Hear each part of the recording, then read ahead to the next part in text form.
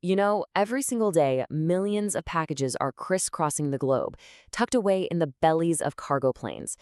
It's this massive, silent network in the sky that we all pretty much take for granted. But what happens when that network fails? The consequences can be absolutely catastrophic. So today, we're going to dig into two UPS cargo plane disasters, a decade apart, and see what their stories tell us about the hidden risks of getting your package from A to B. But before we get into all the mechanics and the nitty-gritty of the investigations, we've got to remember the human side of all this. These aren't just statistics or incidents. They are stories about pilots fighting against truly impossible odds. And this quote, man, it just nails the kind of heroism that happens inside a cockpit when everything goes horribly, horribly wrong. It's a powerful reminder of what's at stake every single time one of these planes takes off. All right, so we're looking at two key events. The first is a real-world crash that happened back in 2010 in Dubai. The second is a hypothetical scenario we've set in 2025 that shows a completely different, but just as deadly kind of failure. And when you put them side by side, you get this really clear and honestly pretty scary picture of the dangers lurking in the world of air freight. So let's dive right in. We're going back to 2010 over Dubai. UPS Flight 6, a big Boeing 747, is climbing out of the airport when a fire alarm starts blaring. But here's the thing. This isn't just any fire. The danger isn't coming from an engine. It's not a fuel line. It's coming from the cargo itself. So what was the culprit? A shipment of lithium-ion batteries. And that led to this terrifying thing called thermal runaway. Now, that sounds super technical, right? But the idea is actually brutally simple. One battery gets too hot, which causes the one next to it to get too hot, and so on, creating this unstoppable domino effect that just explodes into an uncontrollable inferno. And here's where things go from bad to, well, completely impossible. The standard CO2 fire extinguisher on a plane, it's worse than useless here. The heat from this lithium fire is so intense, it literally rips the oxygen atoms right out of the carbon dioxide, and then it uses that oxygen as fuel. The fire feeds on the very thing that's supposed to put it out. So let's just walk through how this nightmare unfolded. The fire starts down in the hold. Smoke just pours into the cockpit, so thick the pilots can't even see their own instruments.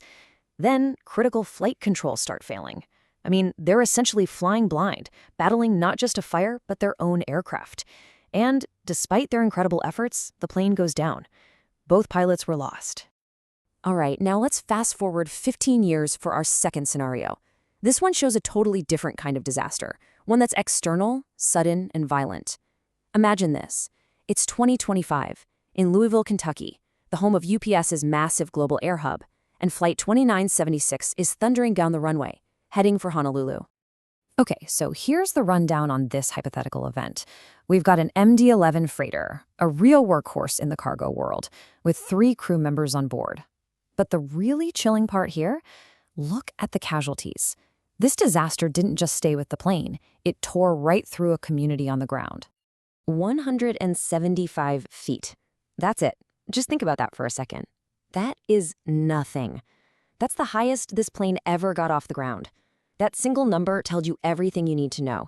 This was a catastrophic failure that happened almost instantly, giving the crew 0 time to react. This wasn't a long, drawn-out fight. It was an explosion right at takeoff. And yeah, you can bet there'd be video.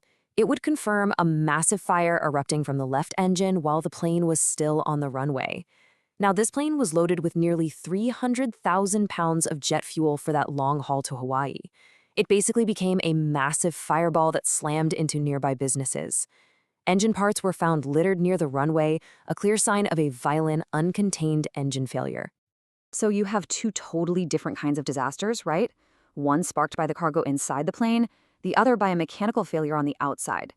Which kind of makes you wonder, what makes cargo planes so different?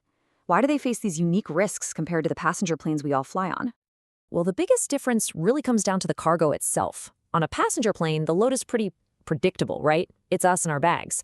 The crew is focused on our safety and comfort. But on a cargo plane, man, it could be anything from heavy machine parts to, undeclared hazardous materials. The crew is managing incredibly complex logistics, not people. And getting the weight and balance right isn't about comfort, it's a life-or-death calculation. Okay, so after any crash, once the smoke clears, the search for answers begins. And it's this incredibly methodical process. It's designed to figure out not just what happened, but why it happened. And most importantly, to make sure it never, ever happens again. And the people leading that charge are from the National Transportation Safety Board, the NTSB. A special GO team is usually on the ground within hours. And from there, it's this painstaking work of analyzing the wreckage, recovering the black boxes. It's not a fast process. A preliminary report might come out in a few weeks, but the real deep dive, that can take months, sometimes even years, before we get a final report with recommendations that can literally change the entire industry. So who's to blame? Well, that's where things get really complex, especially with a catastrophic engine failure like in our Louisville scenario. Was it the airline? Did they skimp on maintenance? Was it a design flaw from the manufacturer? Maybe it was a single bad part from some subcontractor nobody's ever heard of. Or maybe the maintenance crew on the ground made a mistake. All these players have a role, and figuring out who dropped the ball is a huge legal and technical challenge. So with all that work, all that time, does this process actually make a difference? The answer is a huge, resounding yes. The investigation into that Dubai crash is the perfect example. The lessons learned from that tragedy, they directly led to a brand new global rule. Lithium-ion batteries have to be shipped at a low state of charge, 30% or less. And that one change dramatically reduces the risk of that thermal runaway. It's a safety improvement that was literally born from tragedy. And that's really what it all boils down to, isn't it? The fire in Dubai, that was a known risk that maybe wasn't taken seriously enough. Our Louisville scenario, that's the ever-present threat of mechanical failure.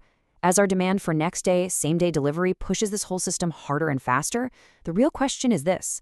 With millions of new products, from giant EV batteries to who knows what new tech being loaded into planes every day, can our safety rules even hope to keep up? Or are we always going to be one step behind, learning about the next hidden danger only after it's already too late?